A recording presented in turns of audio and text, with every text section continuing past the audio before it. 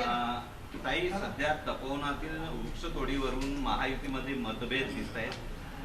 अजितदादांनी पाठिंबा दिलाय तर इतर पक्ष विरोध करताना पाहायला मिळतात. नाही, मुळामध्ये कुंभमेळा या महाराष्ट्रामध्ये अनेक वेळा झाला. मग अनेक वेळा झाला तेव्हा कशी सोय केली होती ती पाहूनच आपण परत पुढचा कार्यक्रम करत असतो.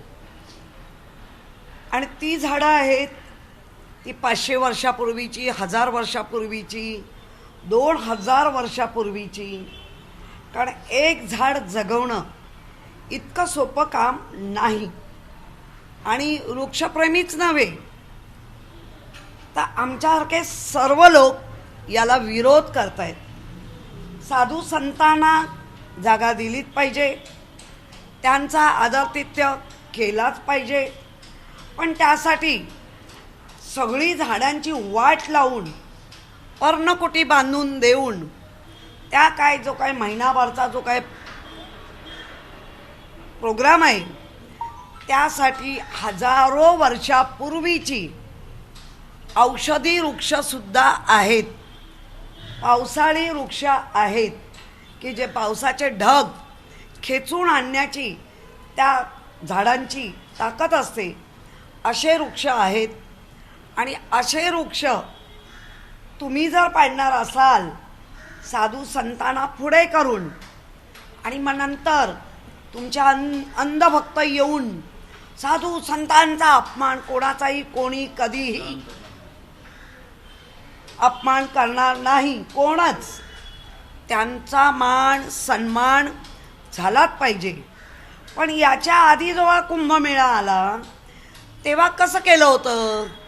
तेव्हा झाडं बिडं तोडली होती का? तर नाही. मग आज पण तशाच पद्धतीने करा.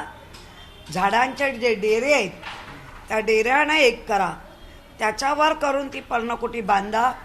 त्यांनाही आवडेल, कारण निसर्गाच्या सानिध्यात. पण झाड तोडलं नाही पाहिजे, कारण एक झाड प्रत्येकाच्या वंशाची वेल दाखवतं. कधीतरी आजोबा खापर पंजोबाणी लावलेली असते आणि मग पंतू खापर पंतूपर्यंत ते झाड कळतं. त्यामुळे अशी परंपरा, वंश परंपरा गेलेली अनेक वर्ष त्या झाडाला कोणी हात नाही लावला.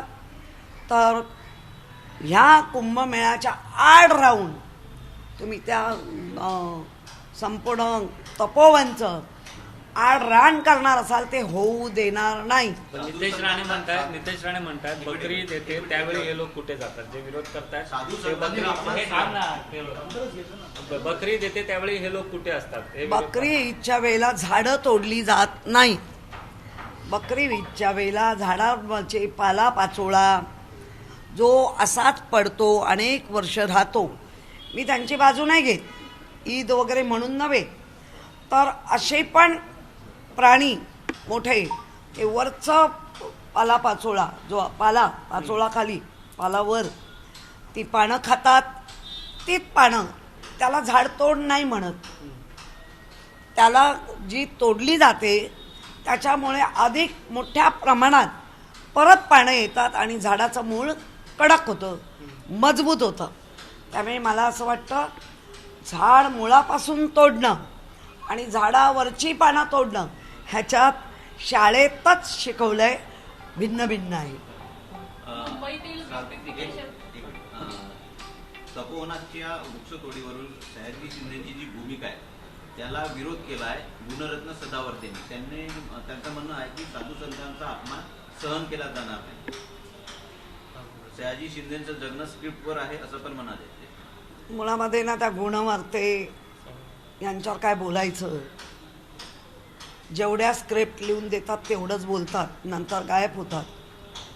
त्यामुळे मला नाही त्यांच्यावर बोलायचं. मुंबईतील ब्युटिफिकेशनचा जो प्रोजेक्ट होता त्याचा आता गाशा गुंडाळलेला आहे. कोट्यवधी रुपयांचा खर्च यासाठी करण्यात आलेला होता. मग स्ट्रीट लाईट असेल किंवा रंगरंगोटी असेल, मात्र आता यावर उत्तर दिलं जात नाही. नेमकं काय पुढे? याच्यासाठीच खरे पालक लागतात. हे सावत्रपणाचे पालक आले ना की जी सावत्रपणाची भूमिका मुलांना मिळते ना तीच आमच्या मुंबईला सावत्रपण मिळालं, मुंबईला ओरबडलं, मुंबईला थोबडलं, मुंबईच्या पोटातलं सगळं काढून नेलं. काही महायुतीमध्ये एकनाथ शिंदे कुठेतरी नाराज आहेत. आता देखील काही पक्षप्रवेश जे आहेत ते शिंदे गटाचे भाजपमध्ये होताना बघायला मिळते. हो, बघायला मिळत आहेत ना. दोन गोष्टी, एकतर त्यांच्याबद्दलची असलेली विश्वासार्हता भाजप संपुष्टात आणता आहेत का, किंवा त्यांच्याकडे समृद्धी झालेलं मायाजाल त्याच्यावर अटकाव आणून ती समृद्धी दुसऱ्यांना मिळू नये ह्याचा प्रयत्न आहे का. ठीक आहे. काही भाजपकडून आज एक सादरीकरण केलं जाणार आहे संकल्प मुंबईकरांचा, असं हे सादरीकरण असणार आहे. मुंबईकरांच्या सेवेत आता भाजप उतरते असा दावा भाजपकडून करण्यात आला. म्हणजे पक्क ना, याच्या आधी भाजप मुंबईच्या सेवेत नव्हतं, फक्त आमच्या बाजूला बसून 25 वर्ष आमच्याच बाजूला बसून काय पाहिजे ते मिळवलं. आत्ता सेवेत जात आहे. अहो, आम्ही तर पहिल्यापासून सेवेत आहोत.